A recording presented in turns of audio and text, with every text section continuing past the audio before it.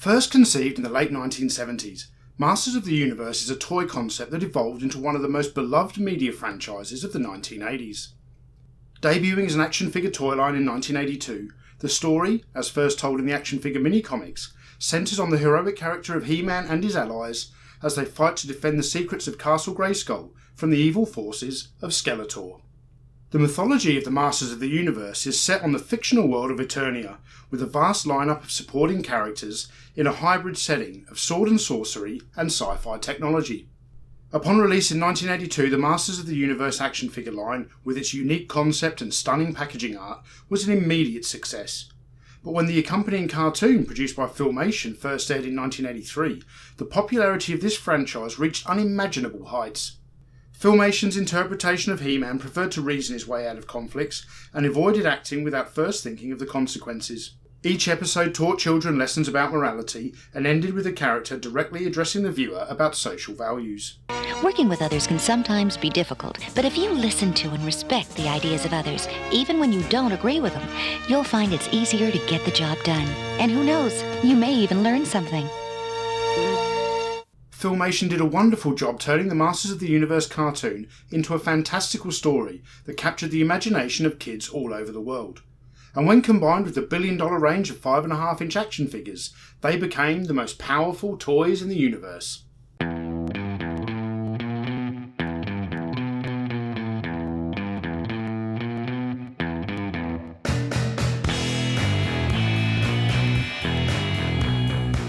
Hello toy fans, my name is Tony and welcome to an Analog Toys special feature.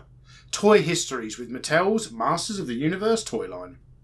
Mattel Incorporated is an American toy company founded in 1945 in California by Harold Matson and Elliot Handler.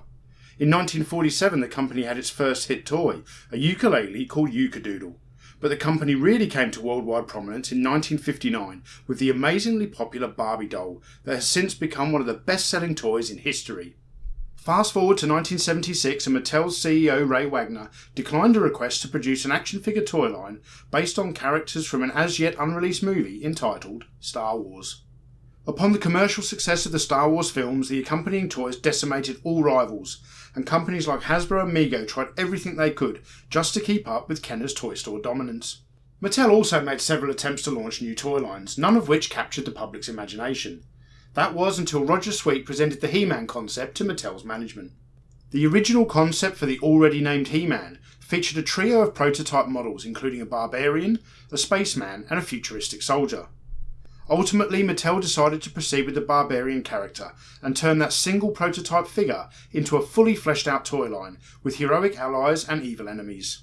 The range was initially entitled Lords of Power, until Mattel's designers finally decided on the title of Masters of the Universe. Now you can imagine all the power in the universe. The Masters of the Universe collection. 23 pieces, each sold separately. There's He-Man and these heroic action figures. Skeletor and the Warriors of Evil, and 4 fighting creatures. Castle Grayskull, Point Dread and the Talon Fighter. You put them together.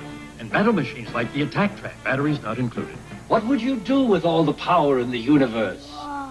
He-Man, Skeletor, and all other items from the Masters of the Universe collection, each sold separately, from Mattel. Mattel's initial range of Masters of the Universe toys gave kids the opportunity to act out adventures with heroes, villains, fantasy vehicles, and the most iconic playset to come out of the 80s. Released in 1982, Mattel's first wave included a wonderfully mystical array of toys, featuring He-Man and his trusty steed Battlecat, Man-at-Arms and Battle Ram, Teela the Warrior Goddess, Stratos the Winged Warrior, and Zodak the Cosmic Enforcer, along with the Lord of Destruction Skeletor, Merman and the Wind Raider, Beastman, and finally the centrepiece of every childhood collection, the legendary Castle Grayskull playset. Naming the lead protagonist He-Man was a genius idea because the name spoke volumes about what the character represented, and it will always remain an iconic title. And just as iconic as the name He-Man was the look of his arch-nemesis, Skeletor. Skeletor had been designed by Mattel product artist Mark Taylor, and with his hooded skull face and blue armour, Skeletor was the embodiment of Eternian evil. He-Man, He-Man. Who's the big guy with the muscles? He's He-Man, the most powerful man in the universe. Skeletor is his enemy. He-Man, He-Man. Here's He-Man, Skeletor, and Castle Grayskull. You have to put the castle together. You're doomed, He-Man. Oh yeah?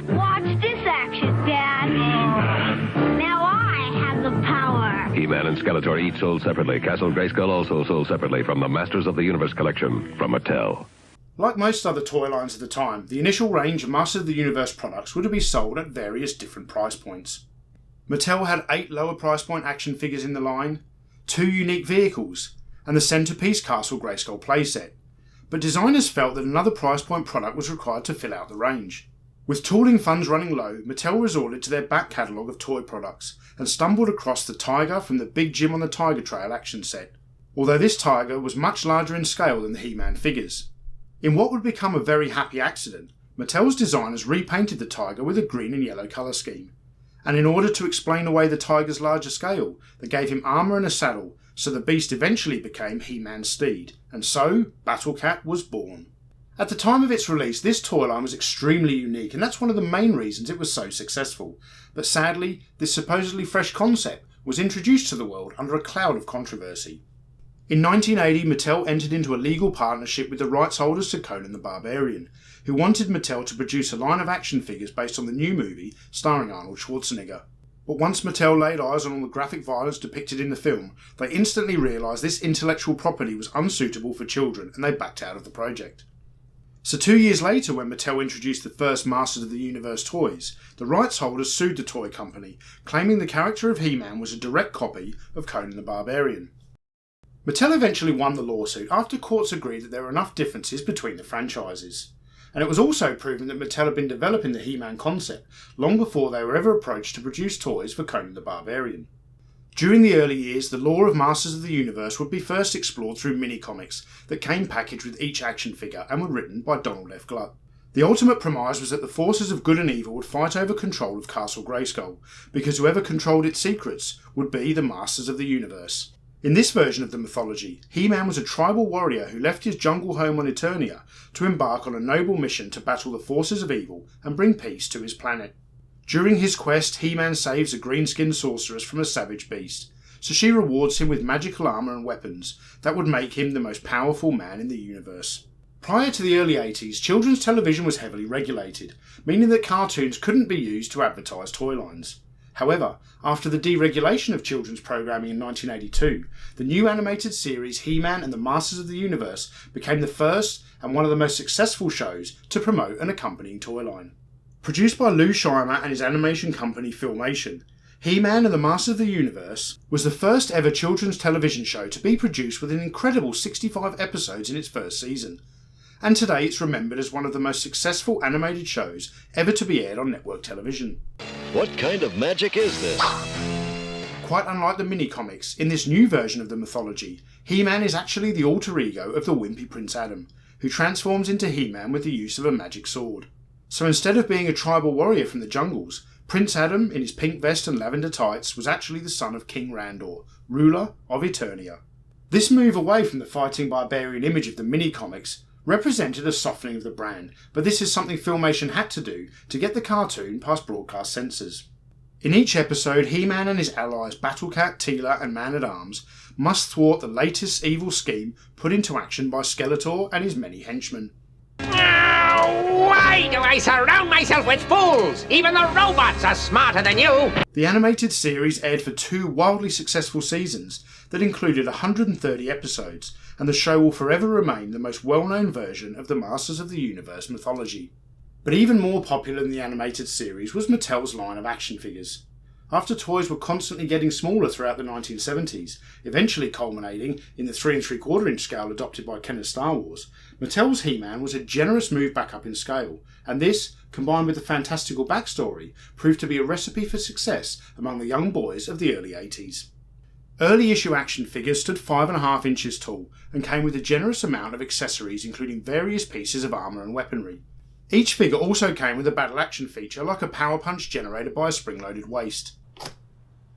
These action features became a trope of the figure series, with some of the features becoming much more elaborate as the line progressed.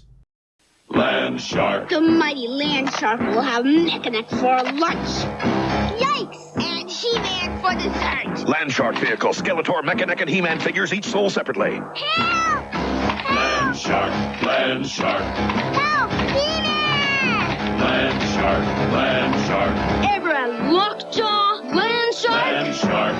Landshark vehicle, new from the Masters of the Universe collection, not for use with some figures. Action figures each sold separately. From Mattel. In my opinion, the first 2 years of the Masters of the Universe run produced the best action figures in the line.